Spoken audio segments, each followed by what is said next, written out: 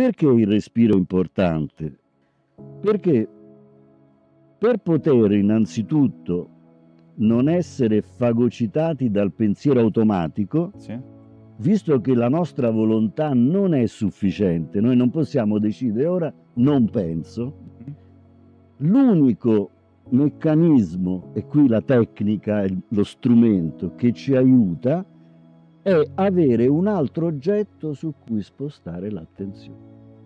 Nel momento in cui sposti l'attenzione sul respiro, Sì.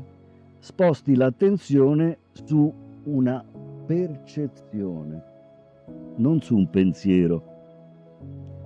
Quindi senti di esistere. E proprio dico senti, percepisci. Quindi il respiro ti porta nel corpo.